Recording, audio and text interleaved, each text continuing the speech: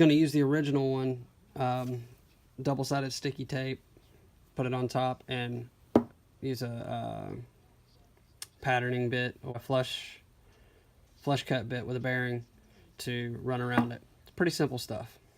I'm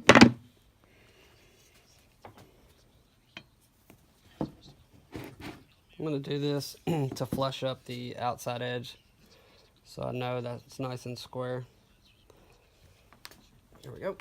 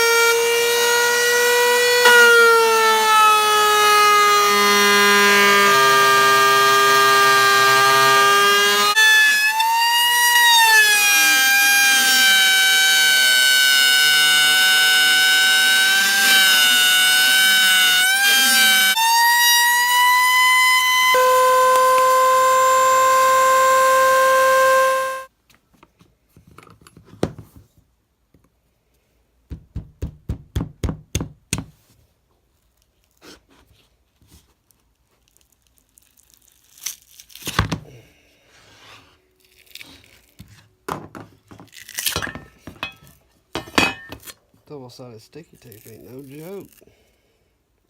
What I'm debating now is if I want to keep this this little tang that's on the end, because the original one has it, and I'm thinking cut it down halfway and then use it in the same fashion that this uses. I wasn't going to do this on camera, but I decided if something cool happened, it'd be cool to catch. Anyways, I left a little bit of that lip on there so I can catch the back. But this blade's so big, and instead of putting a 7 1/4 in there and lifting, I'm just going to turn it on, drop it slowly. Probably pretty stupid idea. Let's just see how stupid it is. So I think that this is the perfect height to not have to put any levelers on it, because this is, it's like it's made for this. It's like alright, so now I'm gonna put on the fence and just lift this sucker up.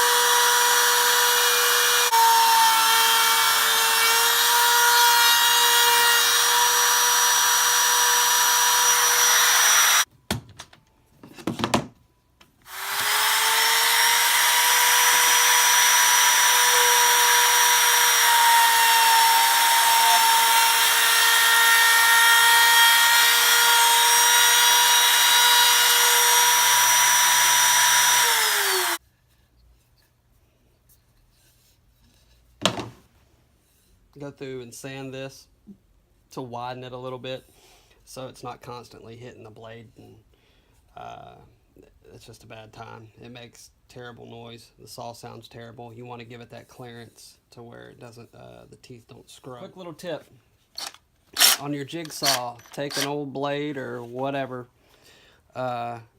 super glue some sandpaper to it, and that will come in handy on a lot of things.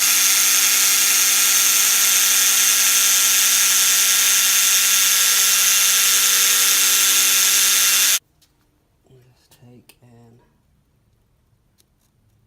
mark this out. So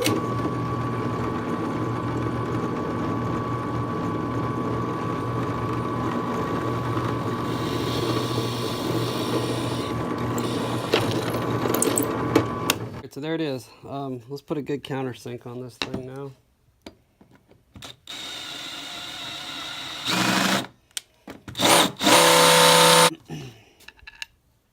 Perfect. It's below the surface there, as you can see. All right, let's get this thing put in there.